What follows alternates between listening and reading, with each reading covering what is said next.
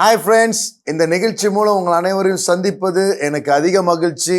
எப்படி நெருக்கமான சூழ்நிலைகள், கஷ்டமான சூழ்நிலைகள் வாழ்க்கையில் சொல்லாமல் வரும். சில சமயம் திடீர்னு நடக்கும். ஆனால் வாழ்க்கையே முங்கிருச்சு நம்ம நினைக்க தேவையில்லை. இதெல்லாம் எதிர்கொண்டு நீந்தி நம்ம இன்னும் மேலான படிக்க நம்ம எப்படி போவோம்னு நம்ம பேசி கொண்டு இருக்கிறோம். இன்றைக்கும் இதை நான் தொடர்ந்து பேச போகிறேன்.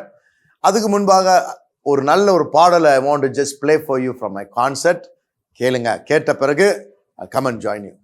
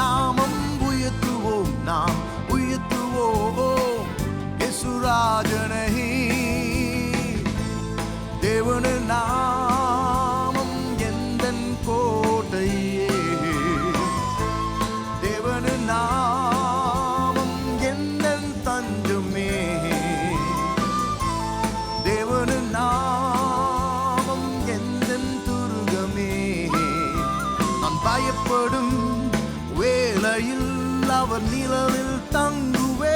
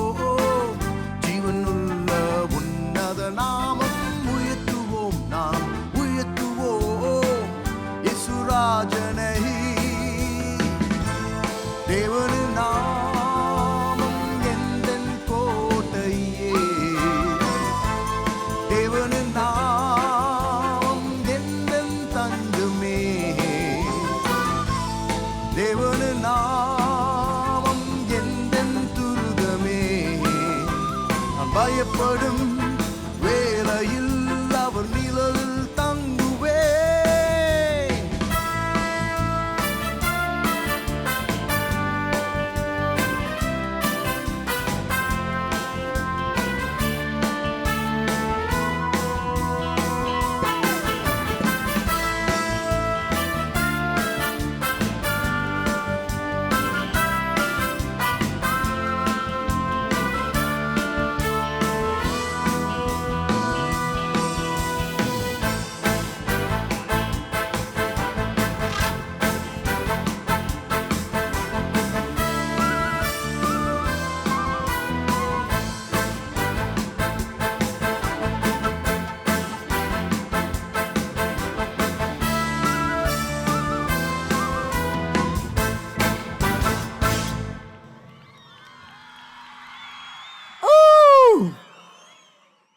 ஐ hope you really enjoy that song.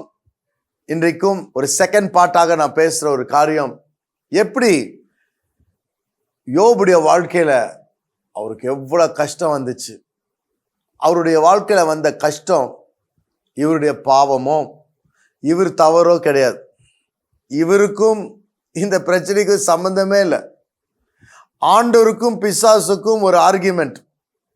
என் பையன் யோபு எவ்வளோ நல்ல உத்தமமா இருக்கான்னு சொன்னது நிமித்தம் பிசாசானவன் சொல்றான், உன் பையனை நீ ரொம்ப பாதுகாத்து வச்சிருக்க, வச்சிருக்க, அதான் அவன் உன்னை புகழ்கிறான். அவனுடைய பிரச்சனை கொஞ்சம் அவனுடைய பொருட்களும் அவனுடைய செல்வமும் அவனை விட்டு போச்சுன்னா, அவன் சரீரத்தை கொஞ்சம் தொட்டோன்னா அவன் ஆட்டோமேட்டிக்காக உன்னை முகத்திலேயே தூஷிப்பான். அப்படின்னப்போ அதை சவாலாக எடுத்து கடவுள் என்ன சொல்றார், நீ போய் செஞ்சு பாடுறான்ற. அப்படி செய்யும் பொழுது அந்த கஷ்டத்துல ஆண்டவர் பெருமைப்படுற அளவுக்கு யோபு என்ன பண்றாருன்னா, எல்லாம் அழிந்து போகுது.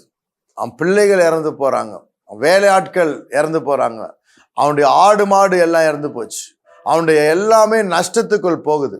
அப்போ அந்த சூழ்நிலையில அவன் செய்த ஒரு காரியம், தன்னை தாழ்த்தி தன் முடியெல்லாம் மொட்டை அடிச்சுட்டு அவன் உடுப்பெல்லாம் கிழிச்சிட்டு, அதெல்லாம் ஒரு சோகமும் ஒரு சைன் ஆஃப் மோர்னிங். அவன் கீழே விழுந்து ஆண்டவரை ஆராதிக்கிறார். He worship God. இதை குறித்து தான் நான் ப்ரீவியஸாக சொன்னேன். அவர் அப்படி பண்ணது நிமித்தம் அவர் வாழ்க்கையில ஆண்டவர் பிசாசுக்கு முன் வைக்கப்படலை, பிசாசு வைக்கப்பட்டு போச்சு. அதுக்கப்புறம் அவர் வாழ்க்கையில அநேக ஆசீர்வாதங்கள் திருப்ப கூட ஆண்டவர் அதிகமாக ஆசீர்வதித்த அவர் வாழ்க்கை முந்தின வாழ்க்கை காட்டிலும் பிந்தின வாழ்க்கைகள் ரொம்ப பிரமாதமா அவர் வாழ்க்கையில மாறுச்சு. நான் பேசின ஒரு காரியம், அவர் எப்படி அந்த சூழ்நிலை ஒரு ஆட்டிடியூடு அவருடைய ஃபோக்கஸ் ஆண்டவர் மேல வைத்திருந்தாரு.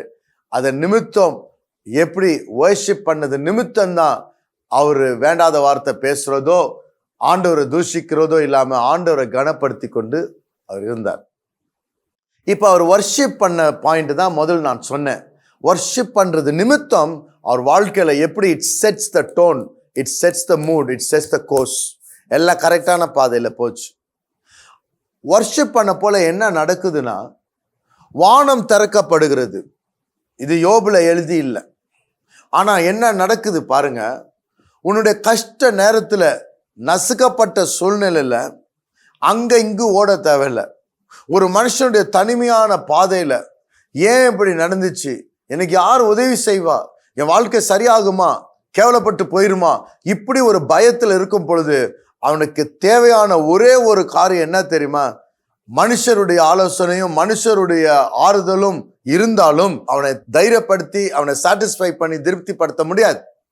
ஆனா ஒரு காரியம் அவன் வாழ்க்கையில என்ன தெரியுமா ரொம்ப இம்பார்ட்டன்ட் வந்துச்சுன்னா அவன் சந்தோஷமா இருப்பான். ஆண்டவருடைய பிரசன்னம் மட்டும் அவன் கூட இருக்கிறது உணர்ந்தானா அவன் தைரியமான ஒரு வீரனா இருப்பான். இதுக்கு என்ன செய்யணும்னா, இங்கிருந்து பிரயாணம் பண்ணி எங்கேயும் போக தேவையில்லை. வசனம் சொல்லுகிறது, நம்ம துதிக்கும் பொழுது ஆண்டவருடைய பிரசன்னம் நம்ம மத்தியில வந்துருமா. துதிகளின் மத்தியில நான் வாசம் செய்வேன்ற. அவரை துதிக்கும் பொழுது துதி அப்படியே எழும்பி ஒரு சிங்காசனம் போல மாறுமா. ஸ்வீடிஷ் டிரான்ஸ்லேஷன் அதே வசனம், ஆண்டவர் அமர்றதுக்கு ஏத்த ஒரு சிங்காசனத்தை நாம் துதிக்கும் பொழுது நம் துதி உண்டாக்குமா. அப்போ ஆண்டவர் உன் சூழ்நிலை ராஜாவா உட்கார்ந்தா நம்ம லைஃப் என்ன மாதிரி ஆயிடும். இந்த ரகசியத்தை தான் நியூ டெஸ்டமெண்ட்ல பாருங்க. பவுலும் சீலாவையும் ஒரு நல்ல ஊழியம் செய்து பிசாசுனால கட்டப்பட்டு குறி ஜோசியம் சொல்லிட்டு இருக்குது ஒரு சின்ன பொண்ணு. அதை வைத்து இன்னொருத்தன் பிசினஸ் செஞ்சு பொழைச்சிட்டு இருக்கிறான். இந்த மாதிரி ஒரு அடிமைத்தனத்தையும் இந்த மாதிரி ஒரு பிள்ளையுடைய வாழ்க்கை வீணா போறது. அப்போ இந்த மனுஷன் என்ன பண்றாங்க, இயேசு நாமத்தினால அந்த பேயை விரட்ட உடனே அந்த ஆவி அந்த குழந்தைய விட்டு ஓடுது. அந்த பிள்ளை விடுதலை ஆகுது. ஆனா என்ன ஆகும், அந்த குறி சொல்ற அந்த பிசாசு ஆவி போயிடுச்சுன்னா அந்த பிசினஸ் அடிபடும். உடனே என்ன ஆகுது, அந்த ஆளுக்கு ரொம்ப கோபம் வருது. கூட இருக்கிறவங்களெல்லாம் தூண்டி ஒரு பெரிய பிரச்சனையே உண்டாகுது. பிரச்சனை உண்டான உடனே இவங்க 2 பேரையும் ஜெயிலில் போடுறாங்க. ஜெயிலில் போட்டு இவங்களை அடின்னு அடிக்கிறாங்க. எதுக்கு, நல்ல காரியம் செஞ்சிச்சு. ஆனால் ஒரு பக்கம் அந்த நல்ல காரியத்தை நிமித்தம் ஒரு நஷ்டம் ஒரு நபருக்கு ஆகுது. ஆனால் அவங்களுக்கு இந்த பிசாசுனால இது நடக்குதுன்னு தெரியல. அதனால அவங்க என்ன நினைக்கிறாங்க, இவன் பிரச்சனை பண்றான்னு நினைக்கிறாங்க. ஆக மொத்தம் என்ன ஆகுது, இவங்க நல்ல காரியம் செய்து இவங்க வாழ்க்கையில நல்ல அடி உத வாங்கிட்டு உட்காந்துக்கிறாங்க. அப்போ 12 மணி நைட்டு அவங்க முதுகுல எல்லாம் பாருங்க காயத்தோடு இருக்கிறாங்க. அந்த நேரத்துல அவங்க யோசனை போயிருக்கலாம், இது என்னப்பா கடவுளை தேடி நம்ம கடவுளுக்காக ஏதோ நல்ல காரியம் செய்யறோம்னா கடைசியில நமக்கு ஏதோ உயர்வு வரும், ஆசீர்வாதம் வரும், ஏதோ 4 பேர் ஏதோ நன்மை செய்வாங்கன்னா நம்மளை இப்படி போட்டு அடி அடி நடித்து நம்மளை போய் சிறைசாலையில மூடி வச்சுக்கிறாங்களேன்னு முறுமுறுக்கல. அதான். இல்லாட்டா व्यसனம் ஆகல, இல்லாட்டா அவங்களுக்குள்ள குழப்பம் வந்து ஏன்டா வந்தோன்னு சொல்ல, இது கடவுள் சித்தமோ சித்தம் இல்லையே இப்படி வந்துட்டோமோ இவனை நம்பி அப்படின்னு அவங்களுக்குள்ள பிரச்சனையும் வரல. வசனம் சொல்லுகிறது எல்லாருக்கும் காது கேட்கிற மாதிரி அந்த சிறைச்சாலையில் இருக்க ஒவ்வொரு நபருக்கும் இவர்கள் துதிக்கிறார்கள் என்று அறிந்த அளவுக்கு வசனம் எழுதியிருக்கு. அவங்க ஆண்டவரை உயர்த்தி ஆராதனை செய்தார்களாம். இப்போ அவங்க ஆராதனை செய்ய போல அவங்களுக்கு எந்த மியூசிக் கருவியும் கிடையாது, ஒன்றும் கிடையாது. அவங்க வாயில ஆண்டவரை புகழ்ந்து உயர்த்துறாங்க. எப்போ அடி உத முதுகுல எல்லாம் ரத்தம் வருது. அந்த சூழ்நிலையில அவங்க எப்பா ஐயோ ஏன்பா கை விட்டேன்னு பாடாம அவங்க ஆண்டவரை உயர்த்துறாங்க. அப்போ அகெயின் ஐம் டெல்லிங் யூ, அவங்க வாழ்க்கையில தற்காலிகமாக கிடைக்கிற நன்மைகள் நிமித்தம், ஆசீர்வாதத்தின் நிமித்தம் இவர்களுடைய நட்பும் அன்பும் உறவும் கடவுள் மேல இல்ல. அவங்க வாழ்க்கையில யோபுவோடைய வாழ்க்கையில பாருங்க, ஆசீர்வாதத்தின் நிமித்தம் அவன் வந்து ஆண்டவரை நேசிக்கல. அது ப்ரூவ் ஆகுது கஷ்ட நேரத்துல. இதுதான் valuable. It's a test of our faith and a walk with God. அப்படி செய்யும் பொழுது நான் சொன்ன மாதிரி அந்த ஜெயில ஒரு பெரிய அற்புதம் நடக்குது. அவங்க துதிக்கும் பொழுது ஒரு பெரிய earthquake வந்து சங்கிலியும் அந்த தாப்பால்களும் கதவும் திறந்து விடுதலையாகி அந்த சூழ்நிலையிலிருந்து இவங்க வெளியே வராங்க. கடவுள் விடுதலை பண்ணி வெளியே கொண்டு வந்துடுறாரு. இன்னைக்கு நம்ம லைஃப்ல அந்த பவுலும் சீலா வாழ்க்கையில விடுதலை பூகம்பம் சந்தித்ததை போல கஷ்ட நேரத்துல பிரச்சனை நேரத்துல நம்ம அவரை துதிக்கும் பொழுது அற்புதங்களும் அதிசயங்களும் நம்ம வாழ்க்கையில நடக்க ஆரம்பிக்குது. இன்னைக்கு லேர்ன் டு வர்ஷிப். வர்ஷிப்னா சர்ச்சில் போய் ஏதோ 4 பாட்டை பாடி உட்கார்ந்து எழும்பி வர்றது இல்லை. ஃபாஸ்டா 2 பாட்டு அப்புறம் ஸ்லோவா ஒரு பாட்டு பாடிட்டா முடிஞ்சிச்சுன்னு நம்ம யோசிக்கிறோம். இல்லை, இது இருதயத்தில் இருக்கிற ஒரு மேட்டர். இது ஒரு ஆட்டிடியூட், இது லைஃப் ஸ்டைலு. இதுக்கு மியூசிக் இன்ஸ்ட்ருமெண்ட்ஸ் அவசியம் கிடையாது. இது மியூசிக் இன்ஸ்ட்ருமெண்ட்ஸுக்கெல்லாம் மிஞ்சினது. Music instruments can enhance. ஆனால் ஆண்டவரோடு இந்த இருதயம் பேசி புகழ்ந்து அவரை வர்ஷிப் பண்ணுறது வேற மேட்டர். நம்ம ஒரு கூட்டமாக சேர்ந்து மியூசிக் அடித்து வர்ஷிப் கார்பரேட் பண்ணுறது அதிலும் ஒரு பெரிய ஆசீர்வாதம் இருக்குது. நான் என்ன சொல்கிறேன்னா, ஒரு தனிப்பட்ட ஒரு வாழ்க்கையில் டு மெயின்டைன் தி ஆட்டிடியூட், இதுதான் ஒரு மனுஷனுடைய வின்னிங் ஆட்டிடியூடும். ஈஸியா ஹி டசன்ட் கிவ் அப். அவனுடைய நம்பிக்கை வீண் போல, அவனுடைய தைரியம் இருக்குது. இன்றைக்கு பெரிய காரியம் நடக்கும்ன்ற ஒரு தைரியம். இன்னைக்கு உங்க வாழ்க்கையில் ஐயா நஷ்டத்துக்குள்ள போயிருக்கலாம், கஷ்டத்துக்குள்ள போயிருக்கலாம், விபத்துக்குள்ள போயிருக்கலாம். ஏன் கால் வடிஞ்சு நான் ஆஸ்பத்திரியில் கிடக்கிறேன்னு எனக்கு எதிர்காலம் இருக்கான்னு நினைக்கலாம். இல்லைங்க, பயப்படாதுங்க. அதை பற்றியெல்லாம் பயப்பட வேண்டாம். தவறான யோசனைகள் வேண்டாம். நம்ம வாழ்க்கையில ஆண்டவர் சுகப்படுத்தி கடந்த நாளை காட்டிலும் எதிர்காலத்துல பெரிய காரியங்களை ஆண்டவர் நம்மளை உயர்த்துவார். நம்ம வாழ்க்கை ஒன்றும் வீண் போகாது. ஆண்டவர் அற்புதத்தின் தேவன். மீண்டும் நீ எழும்ப, மீண்டும் உன்னை கட்டுவார் ஆண்டவர். இத்தகைய ஒரு நம்பிக்கையை கொடுக்கிறது என்ன தெரியுமா? அந்த மைண்ட்ல ஆண்டவர் மேல வைத்திருக்கிற அந்த அந்த கண்ணை பதிக்கிற ஒரு காரியம். இதுதான் வர்ஷிப்ல நடக்குது. வர்ஷிப் பண்ணும் பொழுது ஆண்டவர் பிரசனம் வருது, நம்ம வாழ்க்கையில ஒரு விடுதலை வருது. இன்னைக்கு நான் ஒன்று சொல்றேன், இந்த பெயின், இப்போ நீங்க போற பெயின் வந்து இட்ஸ் ஒன்லி அ ப்ரீலூட். ஒரு கர்ப்பமா இருக்கிற பெண் வயிற்றுல எவ்வளோ வேதனை இருக்குது. ஆனா அந்த வேதனை வந்து அவங்களுக்கு பாருங்க கொஞ்ச நேரத்துல சந்தோஷமா மாறி ஒரு குழந்தை பிறந்த உடனே எல்லாம் மறந்துடும். அவங்க வாழ்க்கையில அடையாத பார்க்காத அற்புதமான ஒரு எக்ஸ்பீரியன்ஸ் என்னன்னா, when the mother sees the baby. இன்னைக்கு உங்க வாழ்க்கையில இன்னும் கொஞ்ச நாள்ல ஒரு குழந்தை பிறக்கிற மாதிரி ஒரு அற்புதமான உயர்ந்த காரியம் நடக்க போகுது. அதுக்கு முன்பாக ஒரு சின்ன கஷ்டங்கள் தான் இது. பட் இட்ஸ் அ ப்ராசஸ், ஒரு லேபர் பெயின் மாதிரி. இன்றைக்கு நம்ம லைஃப்ல அந்த ப்ராசஸ்ல நம்ம எப்படி செய்ய போறோம் அதை குறித்து தான் நான் பேசிக்கொண்டு இருந்தேன். இன்னைக்கு இந்த ஒரு கண்ணோட்டத்தோட போய் இந்த சூழ்நிலை மாறிடும். This problem will go. அதை ஃபர்ஸ்ட் நீங்க மைண்ட்ல ஏற்றணும். இது என்றென்றைக்கும் இருக்க போறது இல்லை. இது தற்காலிகமான ஒரு காரியம். இது சீக்கிரமா மறைஞ்சிரும். நான் வீரன் போல இருக்கணும், நான் கோழை போல இருக்கக்கூடாது. நான் என் வாழ்க்கையில ஆண்டவரே நான் மகிமைப்படுத்தி கொண்டு இருப்பேன். அப்போ என் வாழ்க்கையில நான் பெரிய அதிசயங்களை நான் காணுவேன்னு சொல்லி நம்ம மைண்டை தைரியப்படுத்தி ஆண்டவரை துதிக்கும் பொழுது அவருடைய இருதயம் தொடப்படுது. நம்ம வாழ்க்கையில ஒரு அற்புதம் வருது. இந்த அற்புதத்தை நீங்க செஞ்சுக்கலாம். பாருங்க, இந்த அற்புதத்தை உண்டாக்குறது யாரு?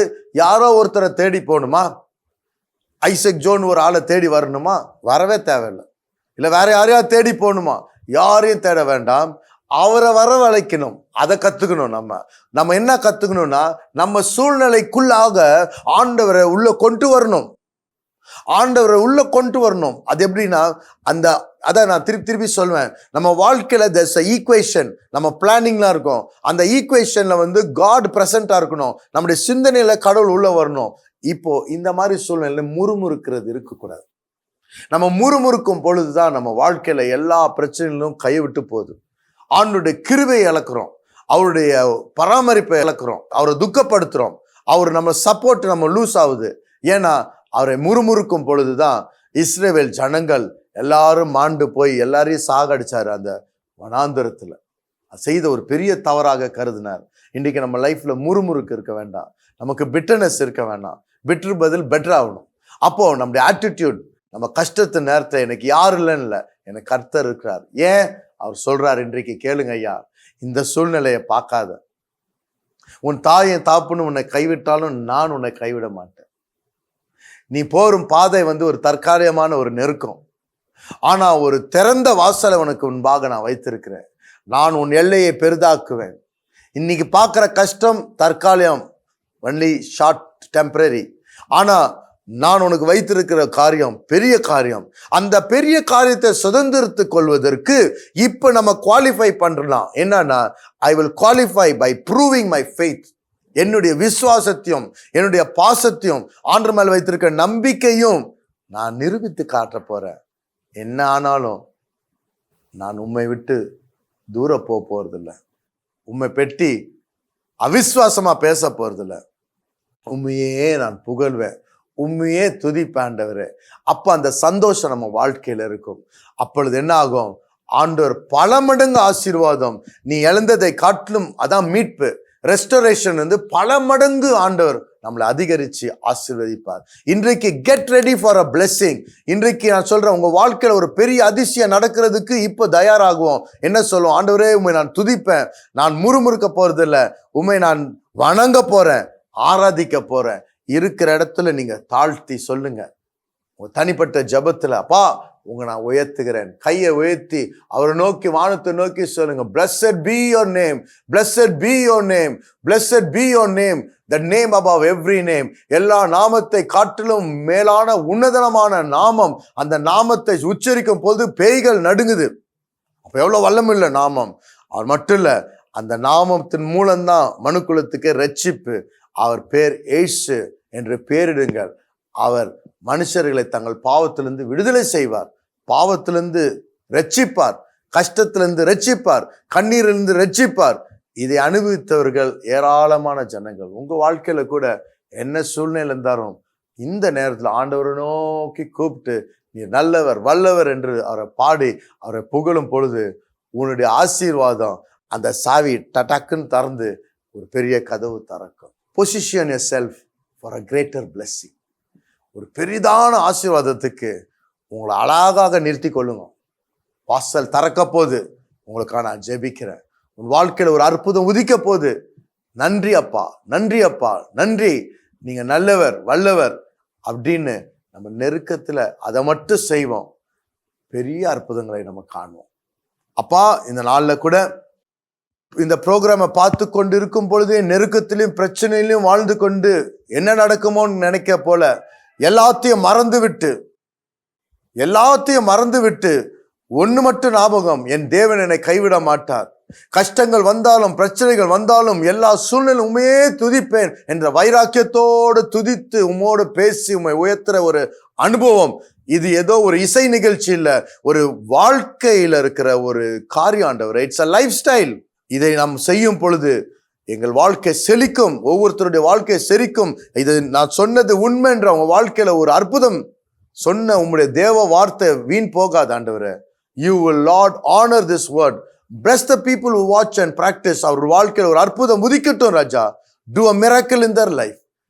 Heal their body. அவங்க சரீரத்தில் இருக்கிற எல்லா நோயும் இயேசு நாமத்தில் குணமாகட்டும் ஆண்டவரே. அவர் வாழ்க்கையில் இருக்க வறட்சி நீங்கி செழிக்கட்டும். அவங்க கண்ணீரெல்லாம் தொடங்க ஆண்டவரே. இழந்து போனது மீட்கப்படட்டும். அவங்க व्यसனம் துக்கம் எல்லாம் சந்தோஷமாய் மாறட்டும். இயேசு நாமத்தினால கட்டளை எடுக்கிறோம் ராஜா. ஆமென். Thank you friends. Thank you for watching this program. இதே நேரம் நான் திருப்பி பேசுவேன். ஏன்னா இந்த 3 காரியமா பேசுறேன், 3 பகுதியாக பேசுறேன். இதை கேளுங்க. God bless you. Bye bye. Dear friends, எப்பொழுதுமே நம்முடைய நிகழ்ச்சி ஞாயிற்றுக்கிழமையில் இருந்துச்சு. இப்பொழுது ஞாயிற்றுக்கிழமையிலிருந்து புதன்கிழமையாக மாறி இருக்குது. அதே 10:30 மணி நைட்டுக்கு நம்ம நிகழ்ச்சி வரும், பாருங்க. அது மட்டும் இல்லை, நம்முடைய யூடியூப்ல போய் Isaac Joe MNM Isaac Joe TV ministries இதை டைப் பண்ணிங்கன்னா நம்முடைய தமிழ் செய்திகளையும் நீங்கள் பார்க்கலாம். நீங்கள் அதில் போய் நீங்கள் சப்ஸ்கிரைப் பட்டன் அமுக்கி அதில் இருக்கிற பெல் பட்டனையும் அமுக்குனுங்கன்னா நம்ம ரிலீஸ் பண்ணுற ஒவ்வொன்றும் தவறாமல் உங்களுக்கு முதல்ல அறிவிக்கப்படும்.